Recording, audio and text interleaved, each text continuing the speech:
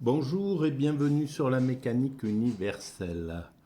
Alors aujourd'hui je continue mon exploration de cet ouvrage Hegel. C'est une sorte de petit résumé de son travail. Et voilà, ça a été écrit par Jacques Dante. Voilà, Hegel, sa vie, son œuvre, avec un exposé de sa philosophie, 1967. Et donc c'est en lien avec le travail que je développe sur la mécanique universelle, mécaniqueuniverselle.net, et qui est un travail téléologique, donc une étude des fins dernières de l'humanité. Voilà. Alors, aujourd'hui, nous sommes mercredi 2 novembre 2022 et je reprends la même façon de pratiquer. Je découvre en même temps que je lis. Voilà, j'ai pas lu, ou si je l'ai lu, j'ai oublié ce que j'ai lu à propos de ce livre. Donc je le découvre et je digresse à partir de cette découverte. Alors, je vais essayer d'y penser un peu plus systématiquement. Je le faisais jamais avant.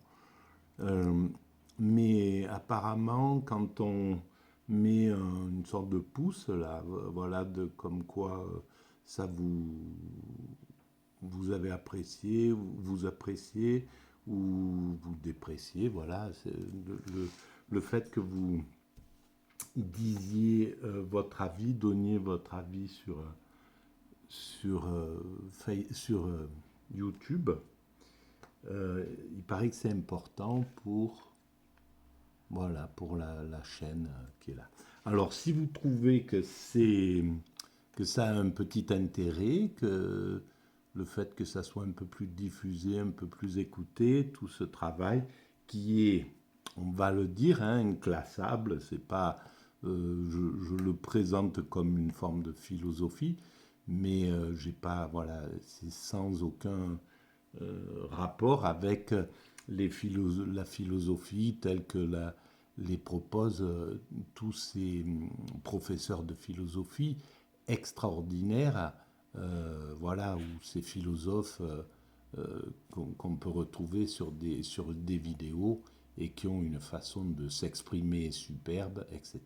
Mais voilà, ce travail est atypique.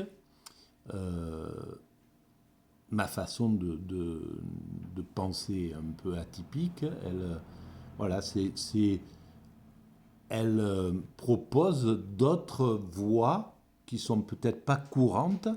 Et voilà, si vous pensez que ça, c'est quelque chose qui mérite d'avoir une visibilité, une voix. Moi, je pense que c'est une sorte de prototype de nouvelle philosophie.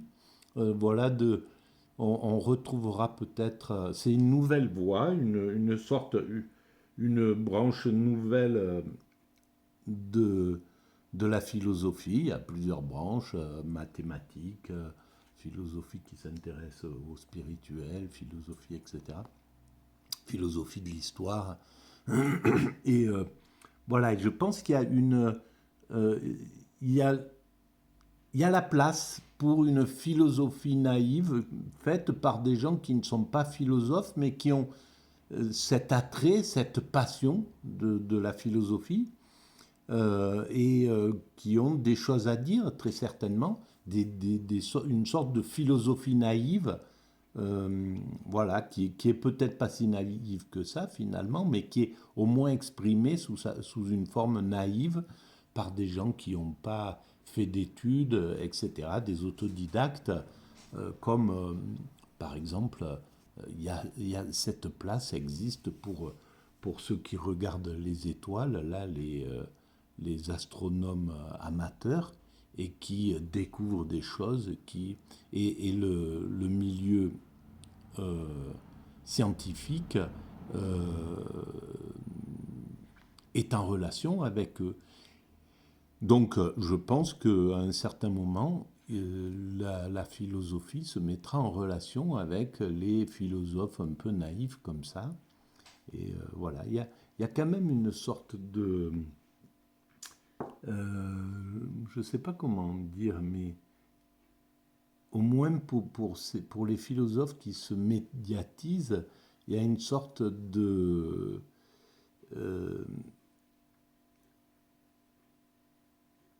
de façon de maintenir un petit peu à distance les, les amateurs. Il me semble, hein, mais c'est pas sûr, je ne sais pas du tout. Mais il m'a semblé constater ça. Alors par contre, quand j'ai suivi quelques cours avec des profs de philo à la fac, euh, et dans voilà, des profs de philo, alors là, il n'y a pas du tout de distance, il n'y a pas d'orgueil, il y a quelque chose, et surtout chez les nouveaux profs de philosophie, ils ont une sorte d'humilité qui est extraordinaire. Et voilà, ils sont vraiment à l'écoute de leurs élèves. Et je pense que ça a toujours été un petit peu le cas. Et donc, c'est comme ça qu'ils pouvaient détecter les nouveaux, voilà, les gens qui allaient être la nouvelle génération. Euh, Voilà, alors, bon, après, je pense que la médiatisation des choses fait, pose un problème d'élitisme euh, obligatoire. Ils sont un peu contraints quand on est médiatisé, on est un peu contraint pour se protéger peut-être de peur d'être envahi par justement des uluberlus comme je pourrais l'être moi. Bon, voilà, ou comme des gens qui... voilà, donc il y a une sorte de mise à distance de tout ce qui n'est pas élite à ce moment-là. Et ça fait que ça conduit à une sorte d'entre-soi qui est préjudiciable parce que, euh, comme tout système, ben, la nouveauté, elle vient du ruisseau, hein, elle vient de l'underground, de ce qui n'est pas connu encore. Dans l'art, c'est comme ça. Les artistes qui sont actuellement au pinacle par que le marché met en tête de gondole, ben, ils sont déjà dépassés. Il y a du travail dans l'underground qui est en train de se faire et on le retrouve dans tous les corps de création, chez les philosophes, chez les poètes, etc. Voilà, ça se passe dans l'underground, dans la musique, etc. Les nouveaux mouvements sont en train de se faire et on ne les voit pas. Ils sont là. Et donc, moi, je considère un peu ma philosophie comme underground, voilà, dans le sens. Bon, et ben voilà. Après, c'était surtout pour dire que si vous appréciez, n'hésitez pas à le dire. Donc, je continue ma lecture de cet ouvrage. Je suis au tout début, hein, c'est la vie d'Hegel en fait. Donc, voilà, je continue et je reprends et je découvre en même temps. Alors, comment aurait-il pu y rester indifférent? Alors, je relis juste un peu en bas, alors, pour comprendre bien. Georg Wilhelm Friedrich Hegel, étudiant à Tübingen, précepteur en Suisse et à Francfort, a observé de très près avec un intérêt passionné les actes successifs du grand drame français. Il parle de la Révolution. Il était de l'époque de la Révolution. Il avait 20 ans à cette époque-là. Et donc, pour lui, c'est quelque chose de majeur qui vient de se réaliser. Un monde entier vient de changer, on vient de basculer dans un autre monde. Et on peut penser que notre moment, euh, voilà, à partir de la mondialisation, on pourrait dire, hein, voilà, et ce moment-là est aussi un moment de grand basculement de la conscience humaine, la façon de vivre, etc., dans l'humanité et du degré du degré de conscience qui est atteint. Je pense qu'on est en train de passer sur un palier supplémentaire. Euh, dans lequel je milite, c'est le partage du leadership, par exemple, mondial, c'est-à-dire voilà, le fait que l'Occident puisse comprendre qu'il doit passer, qu'il devrait, voilà, parce qu'après, on verra ce que la vie réserve. Hein, c'est l'humanité qui décide en réalité. On croit que c'est les hommes qui décident. Alors oui, peut-être que là, les faucons occidentaux vont avoir le pouvoir encore 1, 2, 3 décennies, je ne sais pas. Peut-être qu'ils vont le perdre très rapidement. Et peut-être que les universalistes vont prendre le pouvoir. Mais ça, c'est pas un homme qui peut décider de ça. C'est une sorte de puissance.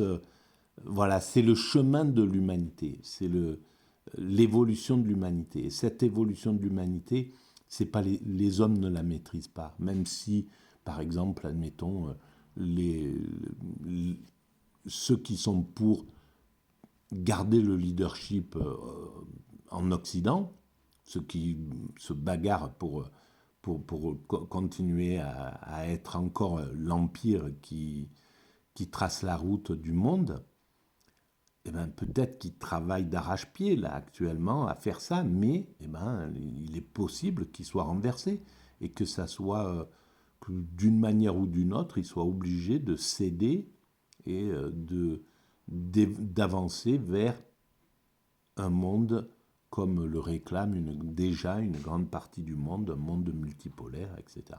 Et peut-être que ce n'est pas encore le temps d'arriver à ce monde multipolaire, et donc ça sera les faucons qui gagneront pendant quelques décennies. Tout ça, on peut en être que des spectateurs. Après, c'est intéressant de donner son opinion. Moi, mon opinion, c'est que le partage du leadership est une nécessité, d'abord pour apprendre des autres cultures, pour donner le meilleur de la culture occidentale, qui n'est pas celle que prône, que diffusent les faucons, hein, avec l'armement, la guerre, la violence, voilà, la manipulation des autres pays, etc.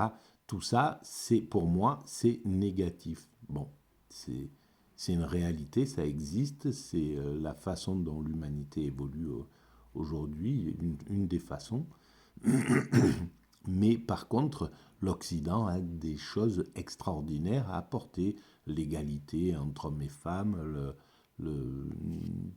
tous les acquis sociaux, voilà, des tas de choses qui sont importantes.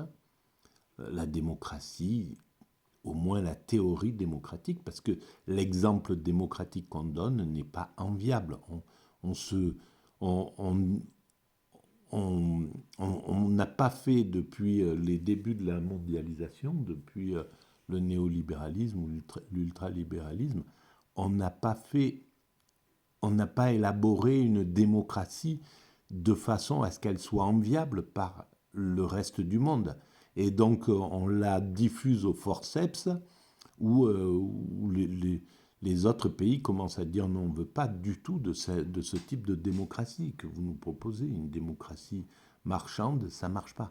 On n'en veut pas, voilà. On ne veut pas de cette démocratie marchande, manipulatrice, guerrière, etc. Voilà. Donc, bon, eh ben, je continue.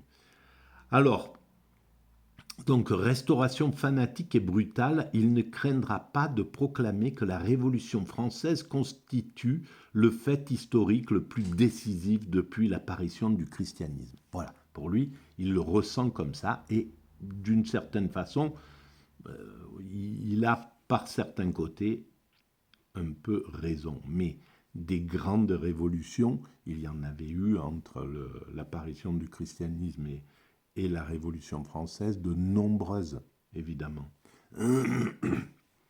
pour le meilleur comme pour le pire. La rencontre avec les autres cultures, à partir de 1400 et quelques, la découverte, la rencontre avec l'Amérique, qui était découverte depuis longtemps par ceux qui y vivaient, bien entendu, et qui étaient les autochtones, etc. Donc même si ça s'est très mal passé pour les autochtones et pour une partie de la population, a été importante dans l'évolution. La redécouverte, parce que les Chinois l'avaient déjà découvert, de l'imprimerie. Ce qu'a apporté Galilée, ce qu'a apporté, etc., etc. De nombreuses choses ont été importantes. Alors, comment aurait-il pu y rester indifférent ? Sa famille avait souffert de l'intolérance religieuse. Chaque année, chez les Hegel, on commémorait avec ferveur le geste de l'ancêtre, un modeste ferblantier, qui au XVIe siècle dut abandonner sa Carinthie natale, soumise à un prince catholique, pour ne pas renier sa foi luthérienne. Donc il était protestant. Il s'était réfugié en Souabe et ses descendants appartenaient à la petite bourgeoisie intellectuelle, la classe sociale la plus sollicitée en Allemagne par l'élan révolutionnaire français. Le père de Hegel, fonctionnaire des finances, ne disposait que de revenus modestes. Il éleva dignement ses 3 enfants. Notre philosophe, son frère aîné, qui devint officier et mourut en 1812, sa sœur cadette, Christiane, affligée d'un caractère maladivement jaloux, qui se suicida en 1832. Au gymnase de Stuttgart, le jeune Hegel, alors voilà, le caractère maladivement jaloux, c'est une souffrance hallucinante, évidemment. Hein, c'est quelque chose et qui peut pousser, qui peut conduire quasiment au suicide. Au gymnase de Stuttgart, le jeune Hegel, collégien modèle, dirigé par de fort bons professeurs, se familiarisera avec les idées nouvelles répandues par l'Aufklärung. Alors, je ne sais pas ce que c'est, la philosophie allemande des Lumières. Ah voilà, l'Aufklärung, c'est les Lumières en Allemagne. Il fit preuve dans son travail d'une grande précocité d'esprit et d'un grand sérieux. Alors, évidemment, dans les Lumières, c'est pareil. Il y a quelque chose d'extraordinaire chez les Lumières qui ont apporté quelque chose d'énorme à l'humanité. Et en même temps, la façon, peut-être, je ne sais pas, mais la façon dont ils ont dû s'élitiser en fait pour travailler, pour penser, et donc se déconnecter du traditionnel, des visions traditionnelles liées à la spiritualité, etc., et puis aux autres cultures traditionnelles. Et ça a entraîné justement cette scission dont parle René Guénon, et qui fait que, et qu'on retrouve encore aujourd'hui avec un Occident qui a une sorte de relation, au moins dans ses élites, et pas toutes ces élites, évidemment, c'est une partie de ces élites qui a une relation un peu hautaine, un peu élitiste, et un peu presque méprisante vis-à-vis des autres cultures et des cultures traditionnelles. Et là, c'est ce qui a mis la scission entre ces deux mondes. Et ça, c'est un problème. On retrouve cette scission en Occident aussi, parce qu'il y a une partie de ceux qui ont un intérêt pour les civilisations, pour la pensée traditionnelle, la pensée religieuse, etc., et qui veulent préserver cette chose-là, et qui sont un petit peu aussi méprisés en Occident, il faut le dire. Et donc ce qui engendre des tensions entre le monde. Parce que il y aurait la possibilité d'établir du respect entre les deux cultures, entre les cultures, la culture euh, matérialiste, qui ne s'intéresse pas aux religieux, aux spirituels, etc., et qui trace sa route et qui apporte à l'humanité ses valeurs et qui sont très importantes. Et ceux qui préservent le spirituel, qui ont aussi des choses très importantes à apporter à l'humanité, la préservation d'une certaine façon de voir le monde, etc. Et donc on pourrait ne pas être en scission, en violence mutuelle, mais au contraire en respect mutuel, voilà, en compréhension et s'enrichir mutuellement. Voilà. Je continue. Lorsqu'il eut 18 ans, on l'engagea dans des études théologiques qui, officiellement, devaient le préparer à la fonction de pasteur. Sa mère, morte quand il était encore très jeune et dont il gardait pieusement le souvenir, avait sans doute souhaité pour lui cette destinée. En tout cas, l'inscription à la fondation protestante de Tübingen, le célèbre Stift, lui offrait la seule chance de poursuivre ses études et de devenir un intellectuel, car elle rendait possible l'octroi d'une bourse ducale. Alors voilà, j'aimerais bien aller faire une petite balade dans voilà, sur les traces Tübingen, etc., sur les traces de Hegel, de Nietzsche, d'Oldering, de tous ces penseurs allemands qui, pour moi, auxquels je suis attaché finalement, euh, philosophiquement parlant. Pas que, hein, mais voilà, c'est un, un voyage que j'aimerais bien faire. Hegel suivit l'exemple de tant d'autres. Bon, c'est un des voyages parce que voilà, les berceaux de notre humanité, de notre civilisation, de notre pensée spirituelle avec Israël, philosophique avec la Grèce, etc. Et, et plus loin encore, font partie des choses que j'aimerais bien visiter dans l'avenir. Alors, car elle rentre de poursuivre ses études et de devenir un intellectuel, car elle rendait possible l'octroi d'une bourse ducale.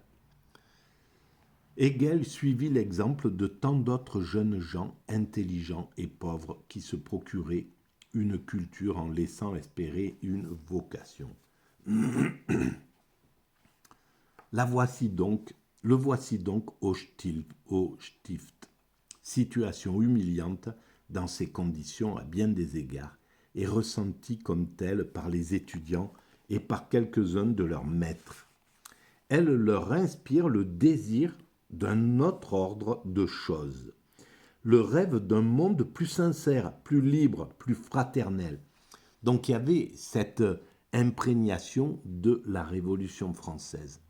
Et alors, évidemment, la Révolution française, elle a distillé aussi autre chose, de la violence, etc., etc., de la cruauté, tout un tas de choses. Mais et c'est pareil pour la Révolution russe, c'est exactement la même chose. Et ça a engendré, malgré tout, dans la pensée du moment, ça a répandu sur le monde entier une vision vraiment différente du monde et qui était vraiment importante. Alors,